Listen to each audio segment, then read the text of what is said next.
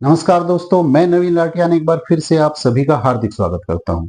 आशा करता हूं दोस्तों कि आपको ये करंट अपडेशन वाली वीडियोस पसंद आ रही होंगी। देखिए, जितने भी कंपटीशन की तैयारी करने वाले बच्चे हैं, उन सब के लिए तो ये मस्ट वॉच वीडियो है, क्योंकि 5 से 10 मिनट के छोटे से समय के निवेश के द्वारा वो अपने आप को अपडेट रख सकते हैं। अक्सर कुछ बच्चे ये गलती करते हैं कि वो करंट अफेयर्स को एग्जाम से ठीक पहले रटने का प्रयास करते हैं। करंट अफेयर्स रटने की नहीं, समझने की ज्यादा चीज है। देखिए, आपस का एक कोरिलेशन होता है चीजों का। जब हम किसी घटना के किसी संदर्भ के ऊपर चर्चा करते हैं, तब उससे रिलेटेड जो उसका ज्योग्राफिकल एंगल है, इकोनॉमिकल एंगल है, हिस्टोरिकल एंगल है, उन सभी पक्षों पर बात करते हैं। तो वहीं से मुझे लगता है वो अंतर्दृष्टि विकसित होती है जो हमें एग्जाम में हेल्प करती है। तो आइए जनरल अवेयरनेस के इस प्रोग्राम में, जिसे हमने करंट अफेयर्स का नाम दिया है, अपनी इस यात्रा को आगे बढ़ाते हैं। आप सभी से अनुरोध है कि जो भी तैयारी करने वाले बच्चे आप लोगों के संपर्क में हो, उन तक ये वीडियो आप लोग पहुंचाए।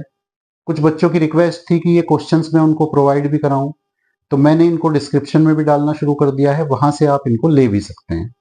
तो आइए आज के इस सत्र को शुरू करते हैं और लेते हैं अपने पहले प्रश्न को।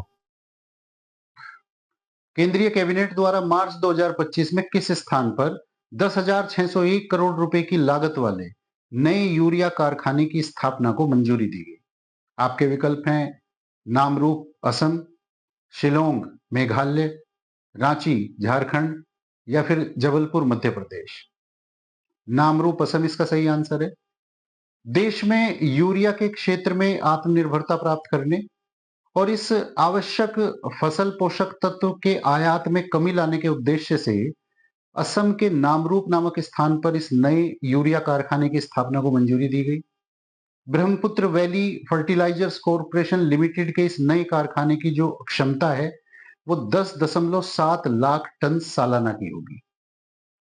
देश में रासायनिक उर्वरक बनाने वाली कंपनियों के शीर्ष संगठन यानी fertilizers association of India FAI की रिपोर्ट के अनुसार देश में वर्तमान जो यूरिया की खपत है वो 350 लाख टन सालाना की है। भारत में अभी जो उत्पादन हो रहा है वो 285 लाख टन सालाना के हिसाब से हो रहा है। यानी बीच में जो ये गैप है ये हमें आयात करना होता है। इसी आयात की निर्भरता को कम करने के उद्देश्य से ये फैसला लिया गया है। राष्ट्रपति श्रीमती द्रौपदी मुर्मू द्वारा 19 मार्च 2025 को रामनाथ गोयनका अवार्ड्स वितरित किए गए। ये किससे संबंधित है? आपके विकल्प हैं फिल्म, उद्योग, पत्रकारिता या साहित्य। पत्रकारिता इसका सही आंसर है। रामनाथ गोयनका फाउंडेशन द्वारा स्थापित यह पुरस्कार पत्रकारिता से संबंधित 13 श्रेणियों जैसे खोजी पत्रकारिता, फिल्म पत्रकारिता, कला पत्रकारिता, खेल पत्रकारिता इत्यादि के संबंध में 20 पत्रकारों को दिया गया। वर्ष 2006 से प्रतिवर्ष ये अवार्ड जो हैं वो वितरित किए जाते रहे हैं और ये इन अवार्ड्स का 19वां संस्करण था। केंद्रीय कैबिनेट द्वारा वित्त वर्ष 2024-25 और वित्त वर्ष 2025-26 के लिए बढ़े हुए आवंटन के साथ संशोधित राष्ट्रीय गोकुल मिशन के कार्यान्वयन को अपनी मंजूरी दी गई। यह मिशन किस वर्ष शुरू किया गया था? आपके विकल्प हैं वर्ष 2014, वर्ष 2015, वर्ष 2016 या फिर वर्ष 2017। वर्ष 2014 इसका सही आंसर है। स्वदेशी गायों के संरक्षण एवं उनकी नस्लों के विकास को वैज्ञानिक विधि से प्रोत्साहित करने के उद्देश्य से एक राष्ट्रव्यापी अभियान के अंतर्गत राष्ट्रीय गोकुल मिशन की स्थापना 28 जुलाई 2014 को की गई थी। यह मिशन राष्ट्रीय पशु प्रजनन एवं डेयरी विकास कार्यक्रम पर आधारित एक परियोजना है। किस मंत्रालय द्वारा राष्ट्रीय कर्मयोगी जन सेवा कार्यक्रम के पहले बैच का उद्घाटन किया गया? आपके विकल्प हैं गृह मंत्रालय, आयुष मंत्रालय, वित्त मंत्रालय या महिला विकास मंत्रालय। आयुष मंत्रालय इसका सही आंसर है। आयुष मंत्रालय द्वारा राष्ट्रीय कर्मयोगी जनसेवा कार्यक्रम के पहले बैच का उद्घाटन 18 मार्च 2025 को किया गया। ये एक पहल है जिसका उद्देश्य सार्वजनिक सेवा के प्रति केंद्रीय स्तर के जितने कर्मचारी हैं उनके दृष्टिकोण में एक सकारात्मक परिवर्तन करना है। यह पहल क्षमता निर्माण आयोग यानी कैपेसिटी बिल्डिंग कमीशन सीबीसी द्वारा शुरू की गई है। सीबीसी एक 3 सदस्यीय आयोग है जिसका कार्य है भारत की जो सिविल सेवा प्रणाली है उसमें सुधार करना, शैक्षणिक उनके पाठ्यक्रम वगैरह के विषय में भी ये सुझाव देते हैं। साथ ही जितने अधिकारी सिविल सेवा के थ्रू निकलते हैं और देश भर में काम करते हैं, वो अपने कर्तव्यों को सही से पहचाने, इसके लिए भी ये प्रोत्साहन प्रोग्राम, ट्रेनिंग प्रोग्राम और इस तरह के इनिशिएटिव्स, जैसा इनिशिएटिव ये हम देख रहे हैं, ये ऑपरेट करते रहते हैं देश भर में। बहुप्रतीक्षित जैतापुर परमाणु ऊर्जा परियोजना किस राज्य में प्रस्तावित है? आपके विकल्प हैं महाराष्ट्र, पंजाब, राजस्थान या फिर हरियाणा। महाराष्ट्र इसका सही आंसर है। महाराष्ट्र में ये योजना प्रस्तावित है। लोकसभा में केंद्रीय कैबिनेट मंत्री डॉक्टर जितेंद्र सिंह द्वारा 19 मार्च 2025 को इस परियोजना में हुई देरी के संदर्भ में उठे कुछ सवालों का जवाब दिया गया। तो मुझे लगा कि यह संदर्भ आप लोगों के सामने लाते हैं और इसी बहाने इस परियोजना की टाइमलाइन और इसकी अन्य विशेषताओं पर एक निगाह डाल देते हैं।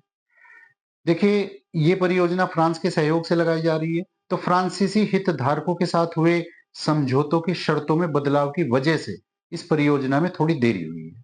इसके दो पक्ष हैं, एक तकनीकी पक्ष है, एक वाणिज्यिक पक्ष है।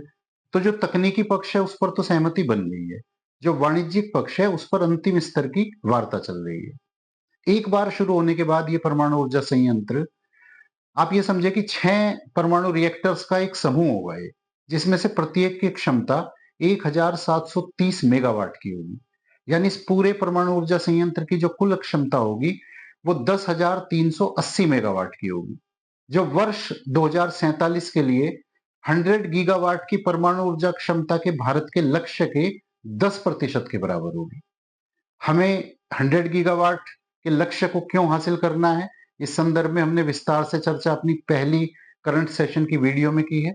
जो बच्चे नए हैं वहां जाकर देख सकते हैं कि किस तरह वर्ष 2070 के लिए लक्षित नेट जीरो पॉलिसी या नेट जीरो इमिशंस पॉलिसी के लिए हमें 100 गीगावाट के लक्ष्य की आवश्यकता है। उत्तर भारत की पहली परमाणु ऊर्जा परियोजना किस शहर में स्थापित की जा रही है? आपके विकल्प हैं जेवर, इटावा, गोरखपुर या जालंधर। गोरखपुर इसका सही आंसर है। पर सरप्राइजिंगली ये गोरखपुर उत्तर प्रदेश वाला गोरखपुर नहीं है, ये हरियाणा में स्थित एक छोटा शहर है। तो आप इसे विशेष तौर पर याद रखिएगा। उत्तर भारत की पहली परमाणु ऊर्जा परियोजना गोरखपुर, जो हरियाणा में स्थित है, वहां स्थापित की जा रही है। कवच 4 क्या है? दंगारोधी वाहन, बच्चों के लिए टीका, ट्रेन सुरक्षा प्रणाली या बीमा पॉलिसी। ट्रेन सुरक्षा प्रणाली इसका सही आंसर है। कवच एक अत्याधुनिक स्वचालित ट्रेन सुरक्षा प्रणाली है। देखिए, कवच के पहले संस्करण का परीक्षण वर्ष 2016 में किया गया था। इसकी दक्षता को देखते हुए वर्ष 2020 में इसे राष्ट्रीय एटीपी सिस्टम यानी national automatic train protection system के रूप में देश में मान्यता मिली। यह लोको पायलट को निर्धारित गति सीमा के अंदर ट्रेन को चलाने में मदद करती है। किसी भी आपात स्थिति या खराब मौसम जैसी स्थितियों से निपटने में भी लोको पायलट के लिए ये मददगार होती है। आज की इस वीडियो में इतना ही साथियों। आप लोगों से गुजारिश है कि अगर वीडियो पसंद आया हो तो लाइक करें और जितने भी तैयारी करने वाले ग्रुप आप लोगों के कांटेक्ट में हैं उन तक ये वीडियो पहुंचाने में मेरी मदद करें। मिलते हैं अगली वीडियो में।